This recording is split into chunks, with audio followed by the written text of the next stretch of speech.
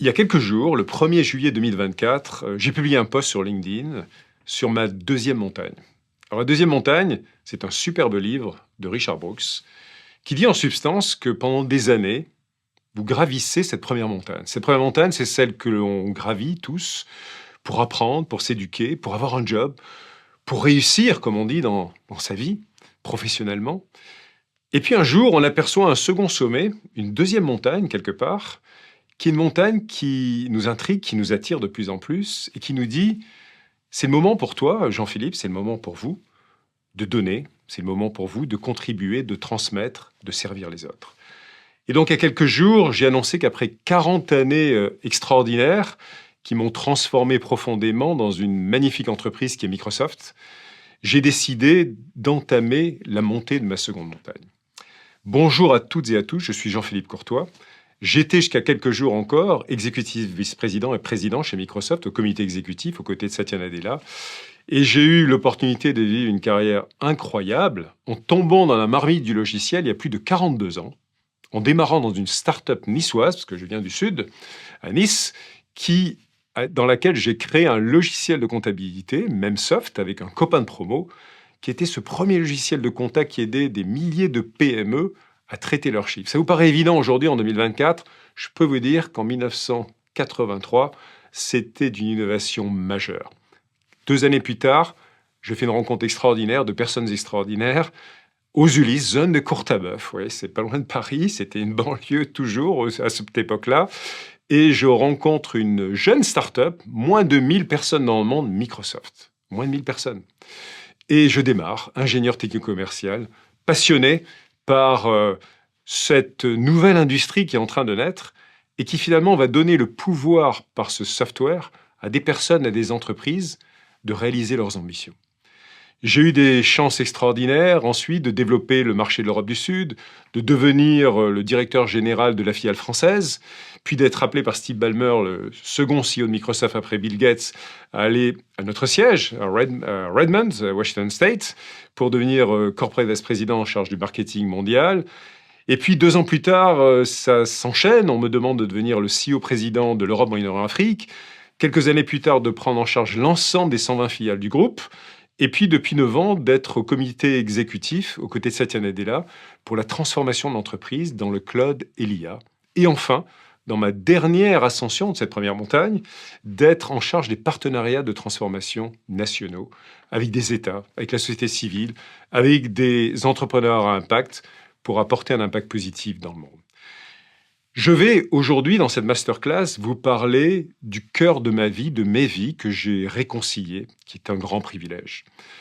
J'ai une obsession, effectivement, qui est devenue ma mission de vie, ma mission personnelle, qui va consister à aller à la rencontre, à coacher, à faire grandir et apprendre de personnes et d'organisations qui ont ce désir vital de changer positivement la vie des autres.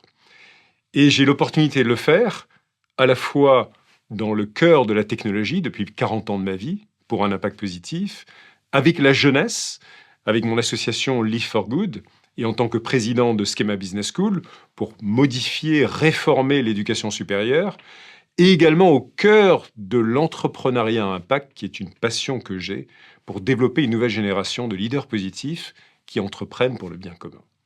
Dans cette masterclass, je vous propose d'entamer ensemble ce voyage pour comprendre les formules, les manières, les voies, les chemins que vous allez pouvoir prendre pour avoir cet impact. D'abord au sein des entreprises qui offrent de multiples opportunités, et on parlera rapidement de ce voyage historique, des premières formes d'entreprise, des nouvelles, de la RSE, de l'ESG.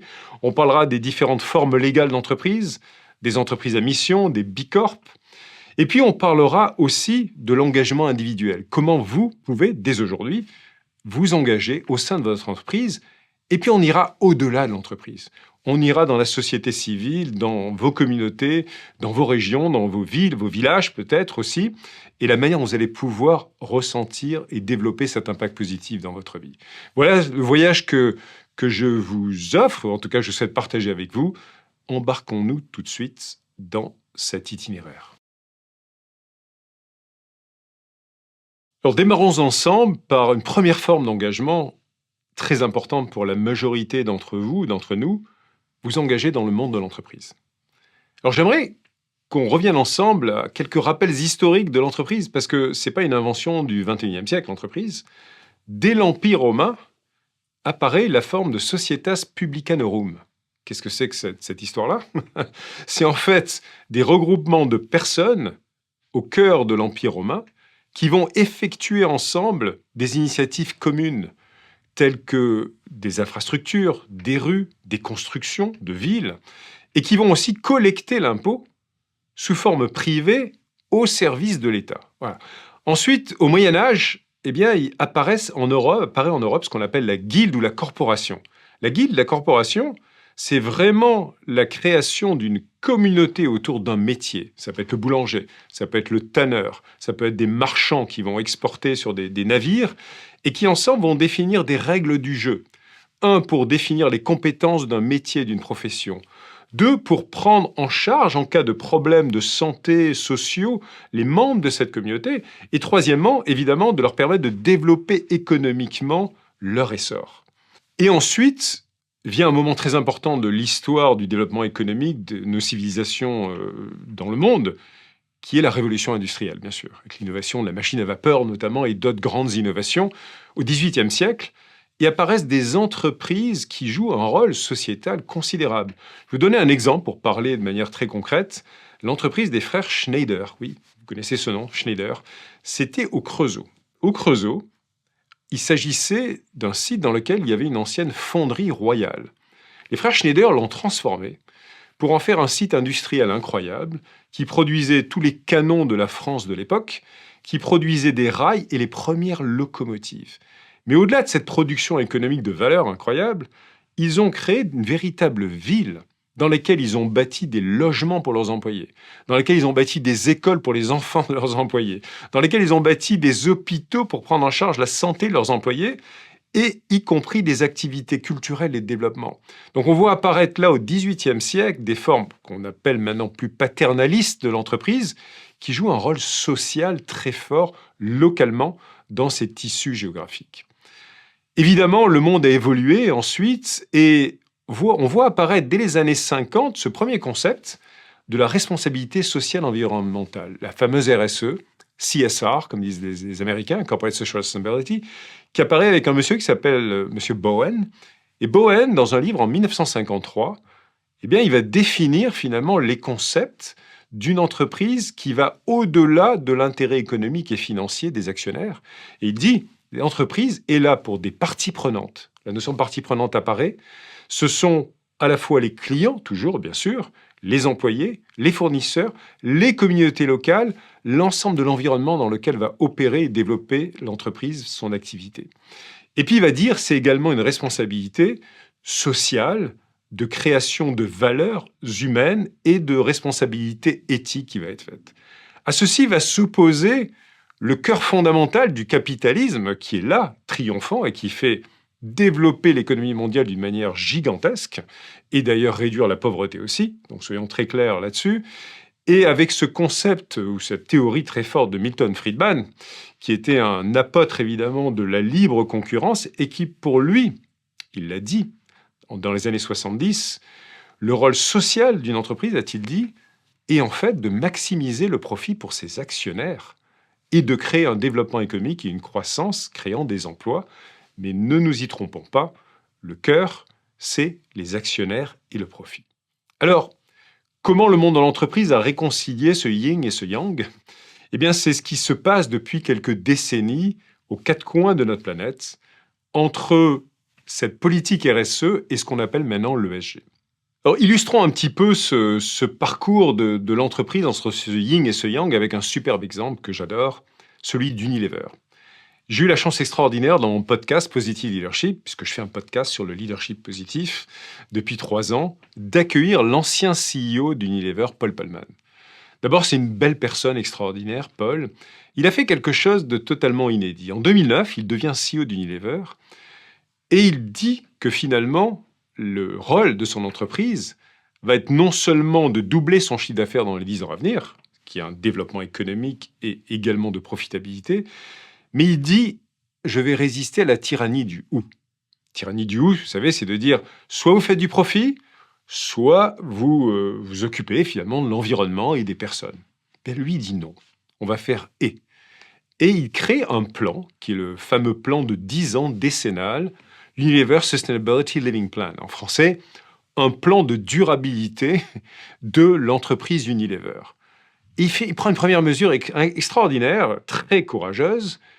C'est une entreprise cotée, Unilever, je vous rappelle. En fait, il décide d'arrêter les rapports trimestriels, les fameux reporting trimestriels de résultats d'Unilever. Grand choc dans la planète financière, parce que les analystes financiers n'aiment pas que les informations ne soient pas disponibles, et il tient le cap, il résiste aux critiques, au cours qui est chahuté, il va maintenir le cap pendant des années pour travailler sur le long terme. Deuxième grand pas que fait Paul Polman, il décide de mettre en place un atelier pour tout employé d'Unilever sur sa mission personnelle. Atelier qui existe toujours 15 ans plus tard. Quel est cet atelier? Ça permet à chaque personne de définir finalement sa raison d'être et pourquoi il est là, elle est là, vous êtes là pour passer du temps au sein de l'entreprise dans laquelle vous avez décidé de travailler. C'est extrêmement puissant, et j'y crois énormément. C'est la connexion profonde entre votre pourquoi et le pourquoi de l'organisation pour laquelle vous donnez tant de votre temps. Et puis Paul Polman, il va beaucoup plus loin. Il dit finalement, moi, ce n'est pas simplement de la RSE. Je ne suis pas péjoratif sur la RSE. Mais souvent, il faut bien le dire, la RSE est un petit peu parallèle à la stratégie de l'entreprise. Paul décide, lui, de l'intégrer dans l'ensemble des fondamentaux d'exécution. C'est ainsi que l'ensemble de la supply chain, en fait, d'Unilever, va changer profondément. Et il va réduire de 65% l'empreinte carbone. Il va revoir totalement, évidemment, la politique d'emballage. Il va faire transformer son entreprise en zéro déchet. Et il va créer aussi, deuxièmement, une valeur sociale en créant des partenariats gigantesques, notamment avec les Nations Unies et des États, pour aller éduquer sur l'hygiène et les principes d'hygiène fondamentaux 1,3 milliard de personnes dans des pays émergents. Avec son savon, qui est son produit, donc c'est au cœur de sa raison d'être, et des méthodes pour apprendre l'utilité, qui nous paraît peut-être ridicule, mais je peux vous dire que ça ne l'est pas, du savon dans l'hygiène élémentaire, d'une éducation sanitaire dans un pays qui n'en a pas. Paul a réalisé ainsi une transformation incroyable et il l'a résumé dans un magnifique ouvrage que je vous conseille de lire, ce qui est sorti, je crois, en 2021, qui s'appelle Net Zero. Net Zero, c'est comment on devient une entreprise du net zéro, c'est-à-dire une entreprise qui finalement va réduire et travailler sur ses externalités négatives pour arriver à réconcilier toujours ce yin et ce yang et avoir à la fois une performance économique et financière à laquelle on ne renonce pas, soyons clairs, mais également des belles performances en matière d'environnement et en matière sociale. Je pense que pour moi, c'est l'un des plus beaux exemples de cette réconciliation finalement de ce seul modèle durable pour l'entreprise qui est de grandir tout en ayant un impact positif sur le monde. Alors le monde de l'entreprise s'est également doté de formes légales qui vont finalement sanctuariser la notion d'impact. Et je vais en partager deux avec vous. Tout d'abord, le principe de ce qu'on appelle une B Corp, en d'autres termes, la Benefit Corporation.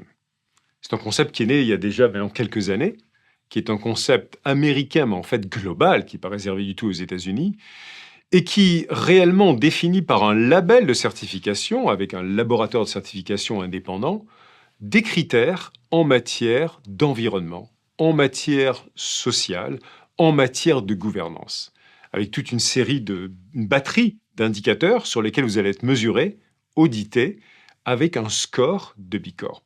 Il existe dans le monde aujourd'hui plus de 6000 entreprises B Corp, plusieurs centaines également en France, les plus connues pour certaines de ces opérations. On pense à Danone, qui est évidemment un très grand, beau groupe français et global, et qui a consacré un certain nombre de ses business à B Corp. Et puis, je vais vous parler d'une autre histoire que j'aime énormément, parce que j'ai eu l'occasion de rencontrer le directeur de la philosophie, ouais, vous n'y croyez pas, mais c'est un vrai titre, de cette entreprise qui s'appelle Patagonia. Je pense que vous avez entendu parler de Patagonia, c'est une B Corp. Elle a été créée par cet homme incroyable qui est Yvon Chouinard. Et j'ai reçu, là aussi dans mon podcast, Stanley, qui est ce directeur de la philosophie, et qui m'a parlé finalement de ce qu'est Patagonia. Et Patagonia, vous le savez, a été créé au départ pour avoir des équipements pour des grimpeurs qui escaladaient les parois rocheuses, des maillons. Mais dans le cœur de cette entreprise, Yvan Chouinard a souhaité qu'il y ait une contribution positive à la nature, à l'environnement qu'il adore, qu'il adorait depuis toujours. Et donc, il a créé tout un cycle de production responsable. Vous allez garder, recycler, renvoyer vos vêtements magnifiques, sweat ou autres, de Patagonia pendant des décennies. Et puis surtout, il a fait un bond en avant incroyable il y a à peu près 3 ans. En fait, il a décidé de céder Patagonia à la nature. Qu'est-ce que je veux dire par là? Il a créé un format juridique dans lequel il a un trust qui possède 98% en fait, des droits de vote de l'entreprise.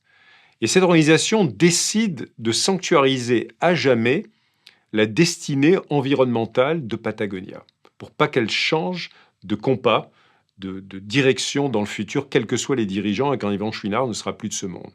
Et deuxièmement, il a créé un autre véhicule, qui est un véhicule de fondation, qui, elle, va réutiliser une très grande partie des profits qui sont réalisés chaque année pour les reverser vers des acteurs du changement environnemental dans le monde. Voilà un exemple qui est assez incroyable d'une entreprise qui a au cœur de son modèle un modèle légal de la B Corp, mais qui a décidé d'aller encore plus loin.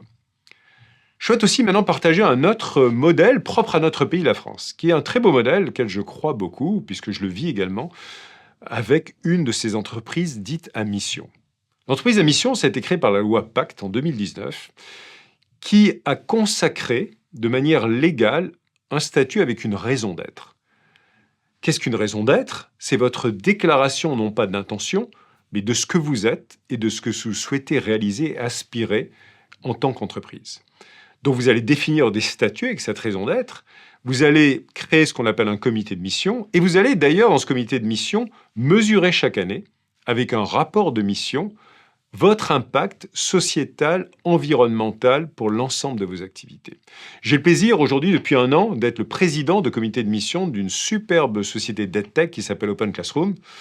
Et j'ai un très grand plaisir de travailler avec ces 2 cofondateurs qui ont démarré leur boîte quand même à 13 et 15 ans, je crois.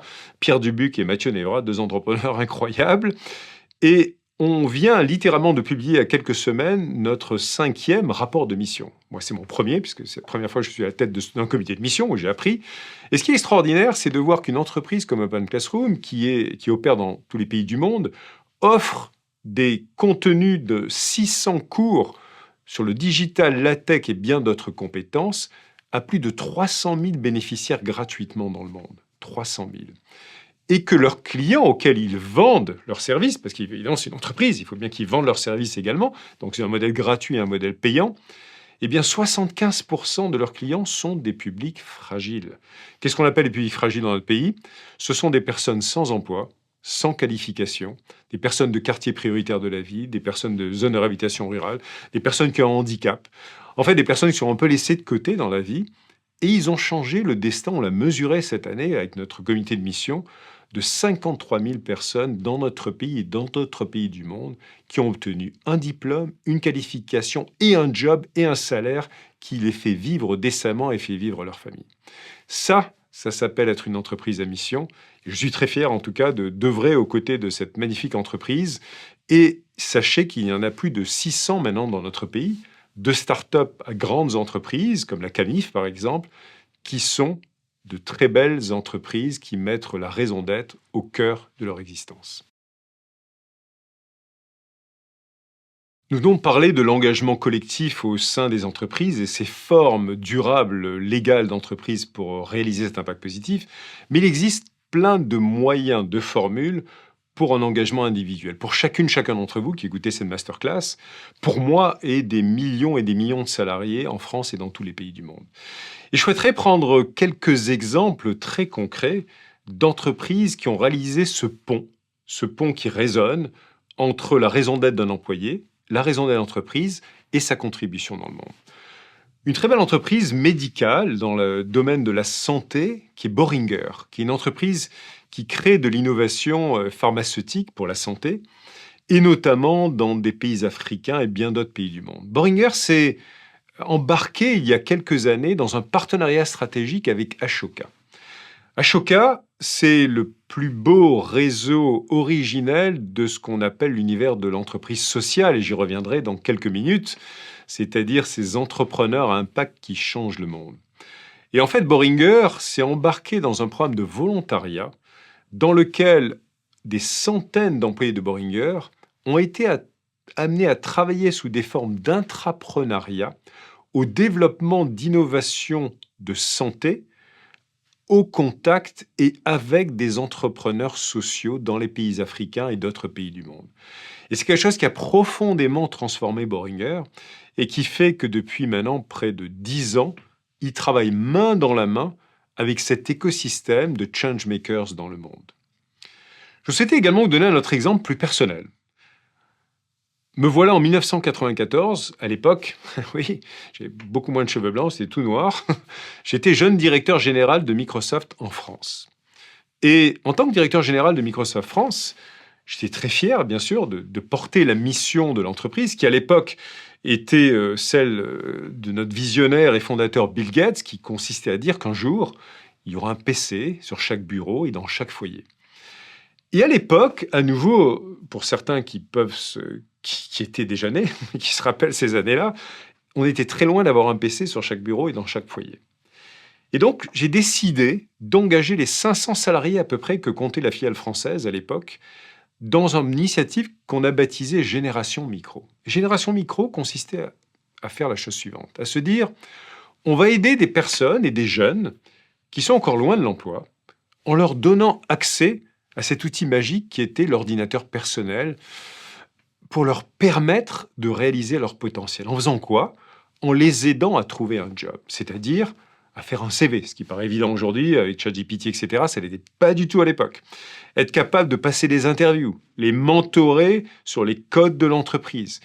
Et c'est passé quelque chose de magique pendant 1 an où chacun de nos employés, chacune de nos employés est devenu le mentor d'un jeune aux 4 coins de la France qui avait des difficultés à trouver un emploi, et ce qui a donné une fierté incroyable à l'ensemble de nos collaborateurs. Et j'ai ressenti à ce moment-là comment la force, en fait, de cet engagement qui porte la mission de l'entreprise.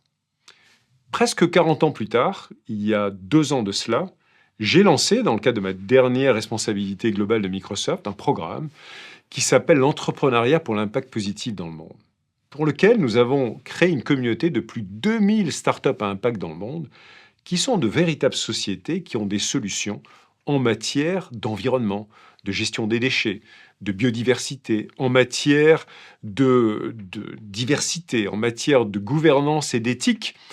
Et j'ai souhaité qu'on crée un programme de coaching pour les 150 top talents de Microsoft du futur. C'est-à-dire celles qui vont prendre la place de Satya Nadella, la mienne, dans le comité exécutif dans les 10 ans à venir. Et on a créé un programme.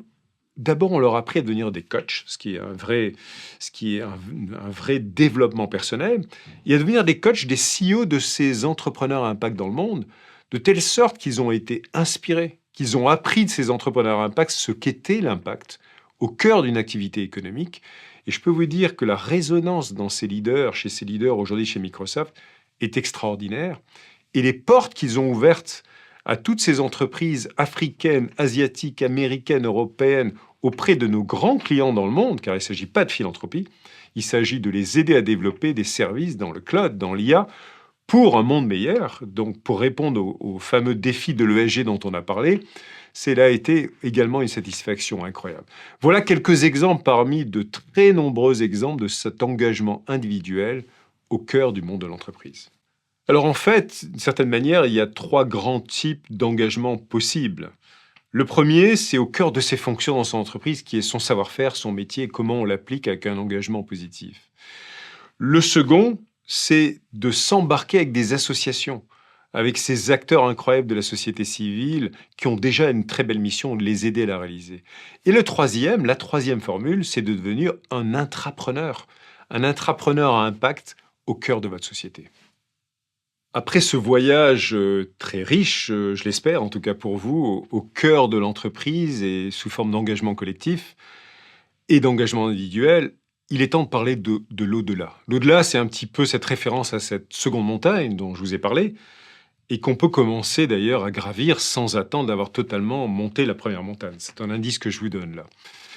C'est ce que j'ai essayé de réaliser dans ma vie personnelle en conjuguant toutes mes passions autour de différents types d'engagements. Et donc, ce que je souhaite partager avec vous, c'est quelques très beaux exemples que j'ai pu voir et vivre personnellement dans ma manière, finalement, de ressentir cet impact positif. Le premier, c'est la vie associative. Il existe dans notre pays une formule incroyable qui est celle du monde associatif, la fameuse association loi 1901, qui est une forme juridique qui permet à tout un chacun de s'engager dans le sport, dans la culture, dans le social, dans l'environnement, dans le respect des droits, en créant une communauté qui va agir pour cet impact positif. Il existe dans notre pays plus de 1,3 million d'associations. Et cela représente plus de 23 millions, donc plus de 37% de Français et Françaises de la population qui s'investissent au quotidien auprès de ces associations. C'est un moteur incroyablement puissant. Un autre chiffre économique assez incroyable, je pense qui est très méconnu.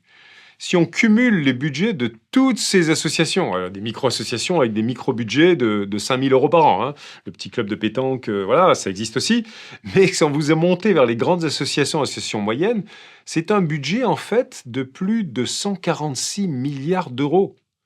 On parle ici de plus de 25% équivalent du budget de l'État français. Et la moitié à peu près de ces budgets sont financés d'ailleurs par l'État, qui quelque part réalise une forme de délégation de services publics au monde associatif, et l'autre moitié, c'est de l'argent privé. Ce sont des mécènes personnels, des personnes, des entreprises, des fondations, qui représentent un très beau vecteur d'investissement philanthropique dans notre pays. Et donc, je souhaite vous parler maintenant de ma propre expérience associative. J'ai eu l'opportunité, ou j'allais dire la nécessité vitale de créer une association en 2015 avec ma famille qui s'appelle Live for Good. Cette association Live for Good, je l'ai créée en mémoire de mon fils Gabriel. Et mon fils Gabriel avait des valeurs incroyables et il m'avait écrit ce message il y a maintenant quelques années en me disant « J'ai ce désir vital de changer positivement la vie des autres. » Donc quand Gabriel a disparu de notre vie, avec mon épouse, avec mes 2 grandes filles, vous pouvez l'imaginer que l'horizon, il n'y en avait pas. Il n'y avait pas d'horizon de deuxième montagne. Il n'y a pas d'horizon du tout. Et on s'est tous dit que la chose la plus essentielle qu'on pouvait réaliser dans notre vie, individuellement et collectivement, c'était d'essayer de vivre ces valeurs qu'il a incarnées jusqu'à ses 22 ans, et d'essayer de le faire vivre auprès de plein de jeunes, et notamment de jeunes qui n'auraient pas nécessairement les mêmes privilèges, bien sûr, que mon fils et que mes enfants. Et c'est ainsi qu'est né Live for Good. Et Live for Good est né en 2015 avec une mission qui est de révéler le potentiel de jeunes venus de tous horizons par l'entrepreneuriat à impact et d'accélérer l'innovation positive au cœur d'une communauté engagée. Notre vision, c'est de faire émerger une nouvelle génération de leaders positifs qui entreprennent pour le bien commun. Il s'agit aujourd'hui de plus de 500 jeunes de 18 à 30 ans, dont plus de 40% de publics fragiles dans notre pays, que l'on embarque dans un parcours d'entrepreneur à impact de 9 mois. C'est un parcours sous forme de campus, 3 semaines réparties sur ces 9 mois, où on va développer leur capacité de leader positif, où on va leur apprendre à matérialiser une idée pour changer le monde en véritable start-up à impact au bout des 9 mois, et de créer des structures incroyables, pas simplement inspirantes, mais un véritable impact. Et le mieux pour en parler, c'est de vous donner une ou 2 histoires de ces entrepreneurs à impact. Je vais commencer par Marius Amelot. Marius, il a créé son entreprise Le Pavé il y a 7 ans, en répondant à l'appel à projet de Live for Good. Il finissait ses études d'architecture et il se disait il faut que je réponde à mon mémoire. Et il était passionné par l'écologie, Marius. Et il s'est dit tiens, il y a Live for Good qui publie sur les réseaux ce programme, pourquoi pas me lancer et dire comment il allait transformer du plastique dans des matériaux d'aménagement et de décoration. 7 ans plus tard, Marius a une entreprise avec 60 personnes il a levé 8 millions d'euros. Et surtout, au-delà de l'argent, il a recyclé des milliers de tonnes de plastique. Il a une ambition européenne. Et pour ceux ou celles d'entre vous qui verront à la télé ou qui seront sur les sites des JO, sachez qu'un certain nombre de gradins, et notamment les sièges de la piscine olympique, ont été produits par les usines de Marius et du pavé. On est très heureux de voir cet impact incroyable qu'a eu Marius quelques années plus tard. Un deuxième exemple merveilleux à mes yeux, C'est celui d'Alix, Alix Moujard. est une jeune éducatrice sociale qui a un vrai traumatisme dans sa vie à 22 ans. Elle est en charge d'un internat dans lequel il y a un prédateur sexuel auprès de jeunes, qui vient s'ouvrir à elle de l'énorme difficulté pour lui de surmonter ce problème. Malheureusement, l'encadrement ne la suit pas, n'aide pas ce jeune, et Alix est désespérée et traumatisée.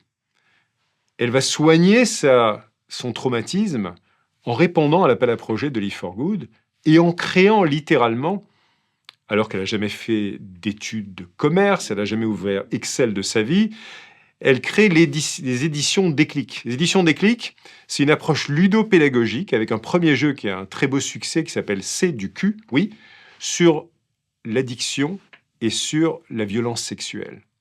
Et ce jeu, elle le diffuse avec des méthodes pédagogiques à des milliers d'éducateurs sociaux dans notre pays pour leur permettre de prévenir ce problème auprès de personnes qui malheureusement en sont les victimes et d'arrêter ce phénomène ou en tout cas de le limiter. Voilà aujourd'hui Alix, au fin fond de sa campagne, elle est toujours dans un petit village en Normandie, avec 5 employés, avec une multitude de jeux dans des domaines extrêmement différents de problématiques sociales et qui est en train de changer le monde. Voilà quelques beaux exemples qui, je peux vous le dire, me nourrissent, m'inspirent par le coaching que je peux faire auprès de ces jeunes, de l'impact qu'ils sont en train de réaliser sur notre société et sur notre vie. Alors pour conclure, et en revenant à mon point de départ finalement, vous vous souvenez de la première montagne et de la deuxième montagne, il vous appartient finalement de faire ce choix aujourd'hui.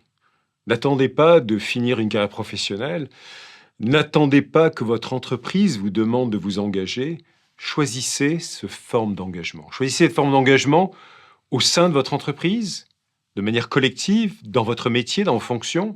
Choisissez aussi peut-être le choix individuel en dehors du monde de l'entreprise, par le monde associatif, le monde philanthropique, en choisissant la cause qui est la vôtre, en choisissant le motif de réalisation personnelle qui est le vôtre.